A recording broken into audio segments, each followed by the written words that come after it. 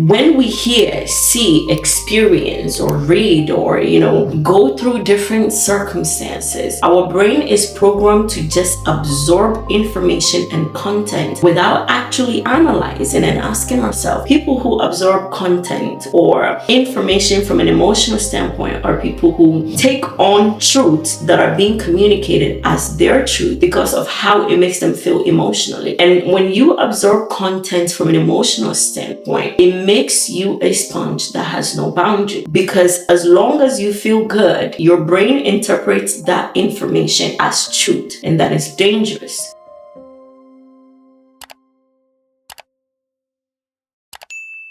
There are certain belief systems, certain mindsets that we adopt, not knowingly, subconsciously. It is programmed in us. Some of us inherited them through our family, some of them through culture, some of them through religion, some of them through pain and experience. And these mentalities and mindsets and belief systems, whatever word we use for them, it does not change the fact that these are not our core beliefs, but there are things that we have soaked. Think of it as a sponge, right? A sponge doesn't need to ask water, hey, can I soak you in? It's what it just does. And that's kind of how some of our minds have been programmed, that when we hear, see, experience, or read, or, go through different circumstances, our brain is programmed to just absorb information and content without actually analyzing and asking ourselves,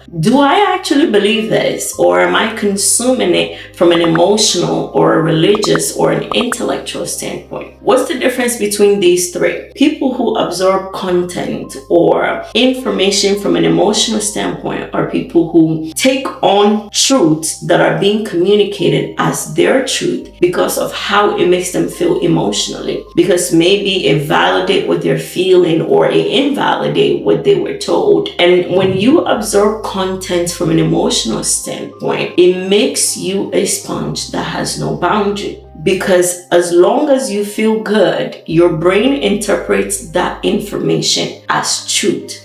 And that is dangerous. On the other side, we have people who have a highly religious mindset. That means for as long as they perceive that God is in an atmosphere, or God is connected to someone, or God is connected to what they're hearing, they take it as truth. When the enemy sees that this is how your mind is programmed, all he has to do is to tell you a lie and then add a Bible verse to it. And so we see a lot of believers that are good people with great potential, but their relationship with the content that they receive is so unhealthy. And then we have people that absorb content from a purely intellectual standpoint. That means that as long as mentally and psychologically they can process that information and they're able to critically and analyze it, then it makes sense. Now, the danger with being either one of these three things is that there is no guarantee that what you are absorbing is actually true. All it means is that you're absorbing some kind of content, and you will take these content and this information and this knowledge as truth, only to find out years from now that it was not the truth.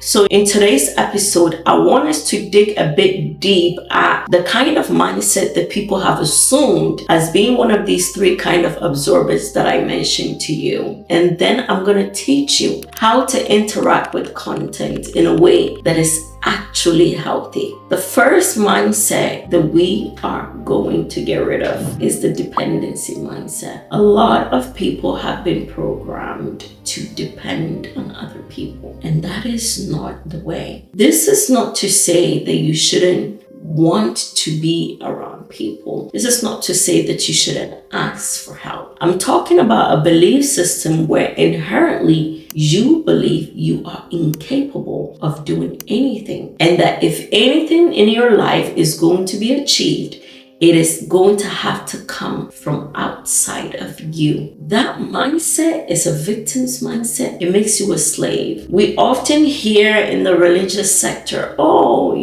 we hear things like build community. And while I do agree to an extent, the community is valued. Having a dependency mindset, if I mentor you and I see that you have a dependency mindset, I'm not going to coach you to go find a community. I'm going to have to teach you what it looks like to trust yourself, what it looks like to build things yourself, what it looks like to start over alone, what it looks like to sit with yourself, what it looks like to make your own decision and stand by it. This is why generalizing content for everyone is so unhealthy, because most times people may not know spiritually or psychologically what it is that they're actually fighting. What they try to solve is the symptoms of what they're saying, but they don't understand the root cause. The dependency mindset teaches you to always rely on other people, and we see that a lot within the African community. Everything has to come from an external source, whereas you are a highly gifted, exceptional individual. Everything you need is already within you. You just need the right mentor to help you pull it out. The next mindset we're going to get rid of is the inferiority mindset. This is the mindset that programs you to see yourself as less, to see yourself as small. Everyone is always better. Everyone is always doing better. It shapes your perspective about yourself to always see yourself as less than. And it's not the same as needing people. In this situation, it's not your need that is making you a slave. It's your inability to see that you are just as good or twice as good as the rest of them. There is this phrase that goes around within the Black community that Black people have to work twice as hard to get half of what other people get. Well, I argue and I challenge that narrative, because what you believe will be your reality. I don't have to work twice as hard. I am twice as good as the next person. It matters what you believe. It matters what you're identifying yourself with. It matters the truth that people have experienced and they communicate, how you internalize that. There's a story in the Bible where Caleb asked the people of Israel to go to the neighboring cities to kind of spy it out and check it out and see, what's going on over there. And the people come back and they say, the Anakites, I believe, they're like giants and we are like grasshoppers. And the Bible records that that was an evil report. Because what do you mean by you are a grasshopper? That means that they didn't rate themselves. To them, they were nothing. And it's a mindset, it's spiritual, and it's also psychological, that the moment you stand next to the next person, you see this a lot among women. The moment you stand next to another woman, you are programmed to start comparing. Oh, she looks this, so it must be better. Or she talks like this, so it must be better. Or she walks this way, so it must be better. What makes you think that that is your truth? That's not your truth. That may be a truth, but you get to choose what your truth looks like for you. And I want you to unlearn that. The next set of mindset we're going to unlearn is the validation addiction mentality. A lot of people cannot sit with themselves except that someone says, good job. Now, I'm not saying that it's bad to be validated. It is a good thing to be validated. But for as long as you are programmed to need that validation, you will always be at the mercy of how someone feels about you or how they interpret who you are. How long are you going to sit there and allow someone's perspective of you become your narrative and your reality? It is not healthy. to constantly put yourself in a position where someone else's validation is the driving force and the driving factor of your decision-making patterns. It's good to be validated. But if no one ever told you good job, what if you told yourself good job?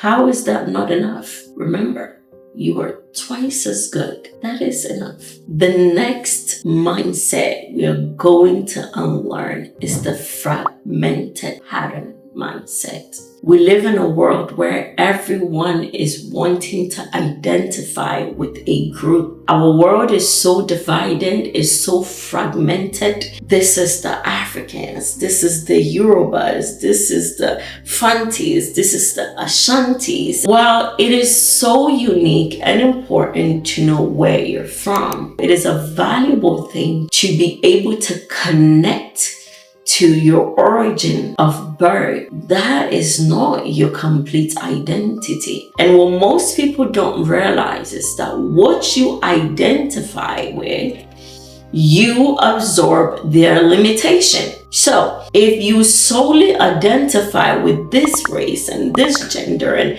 this ethnic group, whatever their limitations are, you will inherit it. And it's not to say that you shouldn't say, oh, I'm Ghanaian or I'm Nigerian or, whatever it is you choose to include as part of your identity. What I'm saying is that it is not your complete identity.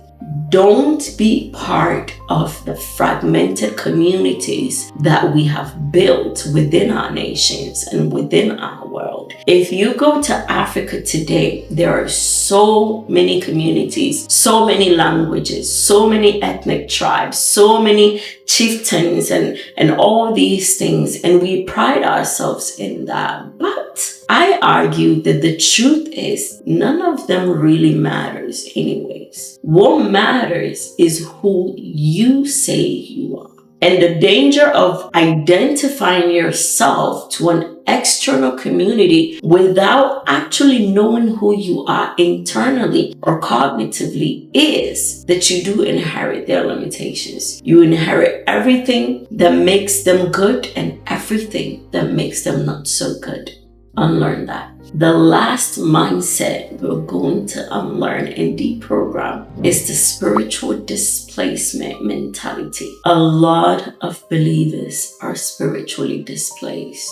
We confuse spiritual identity with religious fraternities for as long as we perceive that this is godly or this is in the Bible. Anything that points us to religion and coming into quote unquote right standing with God, we adopt. We don't investigate, we don't question, we don't reflect, we don't internalize. We simply just absorb it. And because of that, we are programmed to consistently be obsessed with religious practices and religious performative actions and decisions that we're making. But none of that actually translates to true, genuine spiritual identity. Your spiritual identity is not just found in a church. Your spiritual identity is not just about fasting and praying and serving at church. Your spiritual identity speaks about your relationship you have with Christ. And the reality of a lot of Christians is that they confuse those two things. And for as long as they're going to church and they're sowing seeds and they're doing all of these